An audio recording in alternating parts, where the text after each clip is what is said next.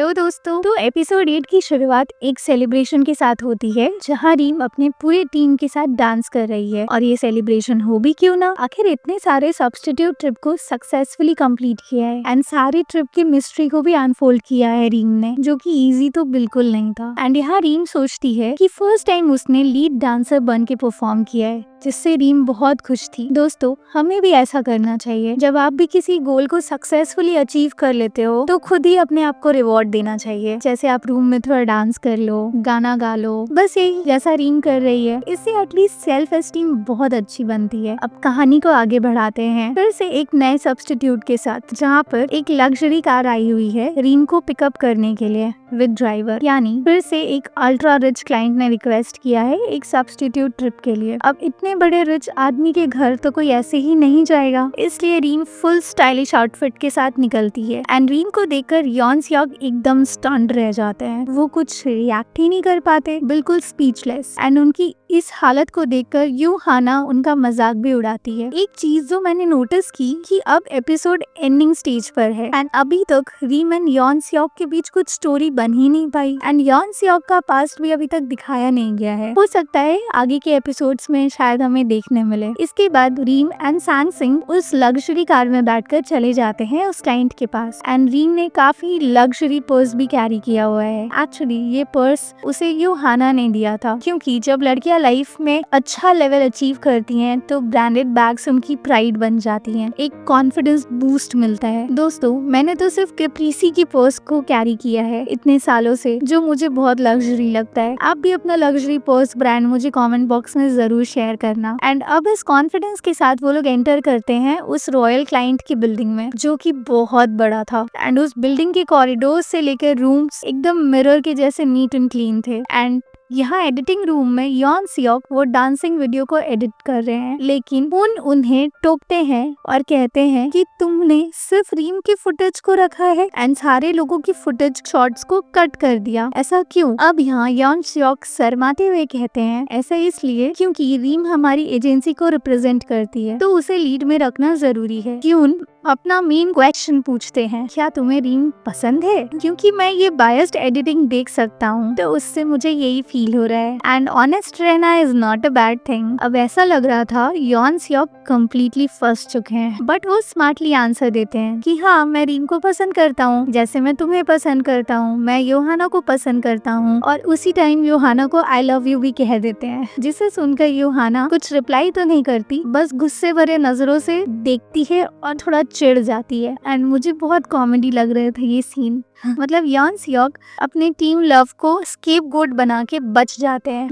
अब यहाँ सांग सिंह एंड रीम पहुंच चुके हैं उसी क्लाइंट के रॉयल पैलेस में एक वेटिंग रूम में। एंड सांग सिंह रीम को रिलैक्स रहने के लिए कहते हैं कि सब कुछ ठीक हो जाएगा, ज्यादा स्ट्रेस मत लो। तभी एक लेडी व्हील चेयर में वहाँ आती है और वो वही क्लाइंट है जिसने उन्हें हायर किया है। वो एक बहुत ही वेल्दी चेयर वुमेन है, बहुत बड़े किसी इंडस्ट्री की, और उसने ही रीम की डांसिंग शो वाले चैनल को भी कैंसिल किया था। जैसा हम लोगों ने एपिसोड 1 में देखा था कि रीम एक आइडल थी जो पहले डांस किया करती थी as a background dancer, but उसका शो बंद हो गया था। एंड उस शो को बंद करने वाली ये चेयरमैन लेडी थी। एंड आज वो रीम को एक सब्स्टिट्यूट ट्रिप के लिए हायर कर रही है। एंड वो चेयर वुमेन बहुत ही सक्सेसफुल वेल्दी लेडी के साथ एक एथिकल पर्सन भी लग रही थी। वो रीम को एक बहुत ही इंपॉर्टेंट लाइन बताती है, असली सक्सेस ना सिर्फ पैसा या अमीरी नहीं होती। सक्सेस तब शुरू होता है जब आपके पास ज्यादा ऐसे काम हो जिनको आप करना चाहते हो, बजाय उन चीजों के जो आप सिर्फ पाना चाहते हो। अगर आपकी लाइफ में सिर्फ चीजों को कलेक्ट करना, जैसे गैजेट्स, कार, हाउस, पैसे, इन चक्करों में हो तो वो लिमिटेड सक्सेस है। लेकिन जब आपको अपने पैशन को परस्यू करने का चांस मिले, जैसे लिखना, पढ़ना,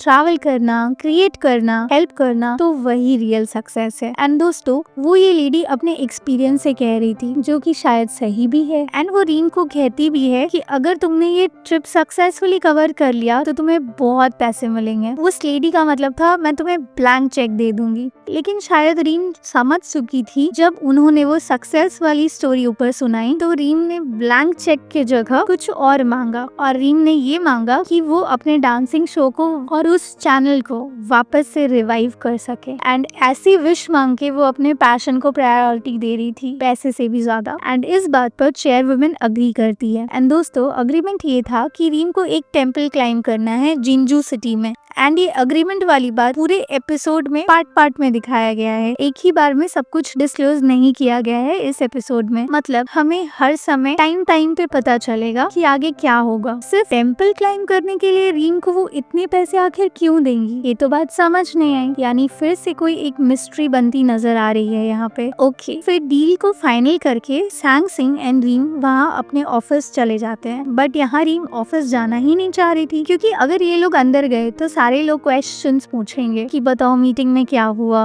कौन सा ट्रिप मिला, एक्सेट्रा एक्सेट्रा। क्योंकि सब लोग क्यूरियस हैं कि आखिर इतने रिच शेयर वुमेन ने क्या कहा होगा। लेकिन ये अग्रीमेंट रीम को बिल्कुल कॉन्फिडेंशियल रखने के लिए कहा गया था, यानी इस ट्रिप के बारे में सिर्फ सैंग सिंह और रीम ही जानेंगे और कोई नहीं। इसलिए रीम ऑफिस नहीं जाकर अपने रूम चली जाती है ताकि वो पैकिंग करके इंस्टेंटली जिंजू के लिए निकल सके। एंड पैकिंग के टाइम ही टीवी पर रीम एक एड देखती है जहाँ पर उसका एक्स लवर और उसकी बेस्ट फ्रेंड एक एड कर रहे हैं जो कि रीम को नहीं मिली थी, जैसा कि हमने सेकेंड एपिसोड में देखा था। बट अब रीम पास्ट की हार्श मेमोरीज को याद करके नहीं रोती, अब वो बहुत स्ट्रॉन्ग बन चुकी थी। एंड तभी उसकी मॉम का फोन आ जाता है। एंड अक्सर हमने देखा है कि रीम अपनी मॉम का फोन उठाना ही नहीं चाहती थी, शायद अपने फेलियर्स के गिल्ट की वजह से। बट अब सब कुछ ठीक होता नजर आ रहा था। एंड वो अपनी मॉम को बताती है कि वो फाइनली टीवी में अपनी बेटी को देख सकती हैं, क्योंकि उसका पुराना शो जो है वो बहुत जल्द रिवाइव होने जाएगा। एंड अब रीम बहुत खुश है, क्योंकि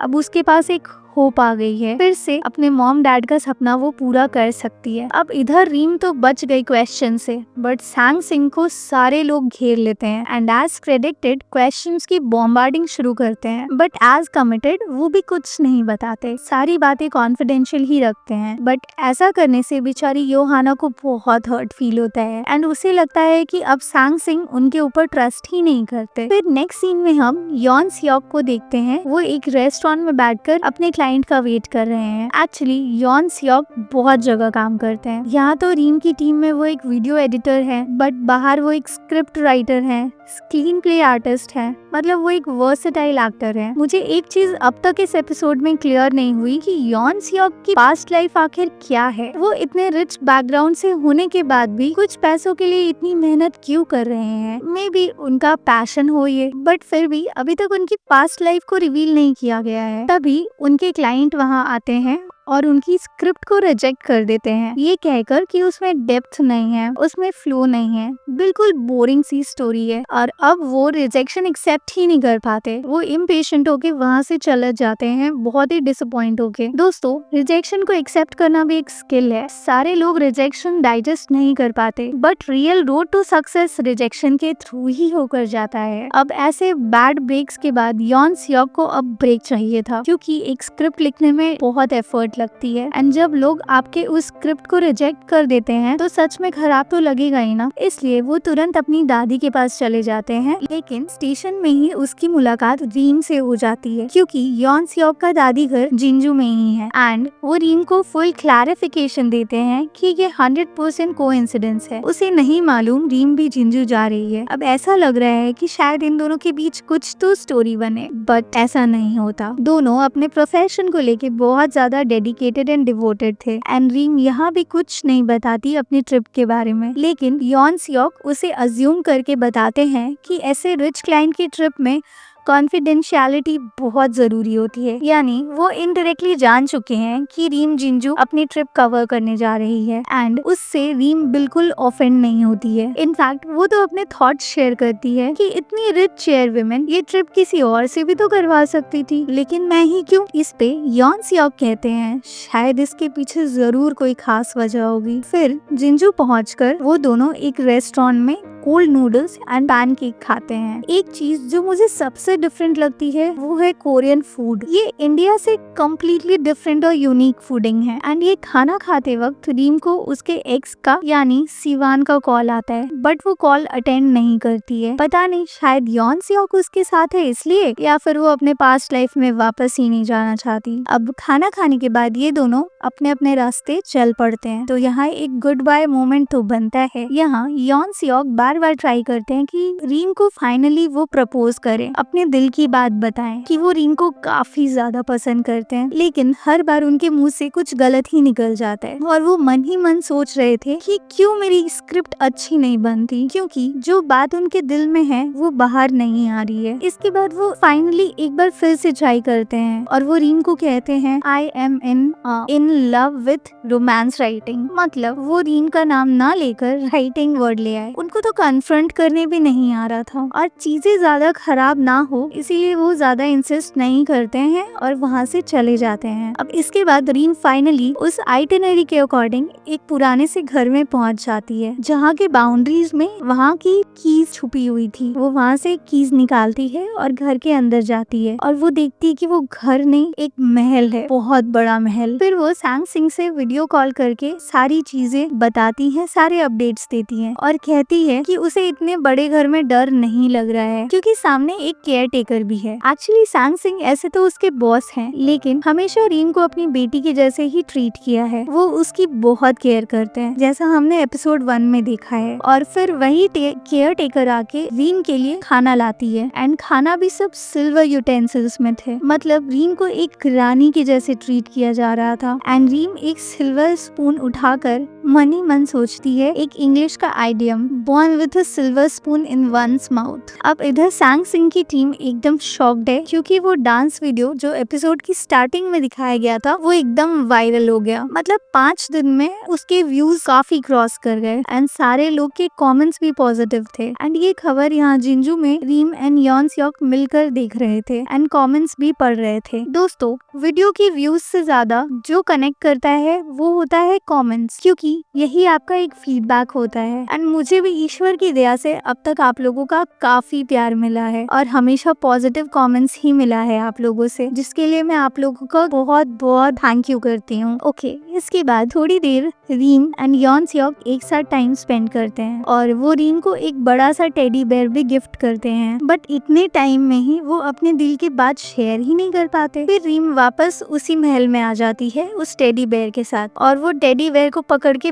बहुत ज्यादा खुश भी है। एंड अब नेक्स्ट मॉर्निंग हो चुकी है एंड रीम फाइनली उस टेडी से बेस्ट विशेस मांगकर चली जाती है अपनी जर्नी की तरफ, टेम्पल की तरफ, जैसा उस चेयर विमेन ने बताया था। एंड रीम ब्लॉगिंग करते करते आराम से टेम्पल की ओर जा रही होती है, लेकिन ये टेम्पल बहुत हाइट में था और एक समय के बाद रीम थक के एक जगह बैठ जाती है। वो कम्प्लीटली एग्जॉस्टेड फील कर रही थी उस समय और उससे और चला नहीं जा रहा था। तभी वहाँ से एक सीनियर मॉन्क आते हैं एक भारी लगेज को कैरी करते हुए। तो उनको देखकर रीम थोड़ा स्टिमुलेट हो जाती है और फिर से अपनी इस माउंटेन ट्रेकिंग जर्नी को दोबारा स्टार्ट करती है। लेकिन फिर कुछ देर चल के वो फिर थक जाती है और इस बार वापस से वो मॉन्क उसे मिल जाते हैं एंड रीम उसे पूछती है कि क्या ये आपका लगेज है और इस लगेज में क्या है। मॉन्क बताते हैं कि टेम्पल में एक इवेंट होने वाला है, इसके लिए वो चावल की एक बोरी वहाँ से लेके जा रहे हैं। जिस पर रीम एकदम से थ्रिल्ड होकर पूछती है इतनी हेवी चीजों को उठाकर आप माउंटेन के टॉप टेम्पल तक कैसे पहुँचोगे। जिस पर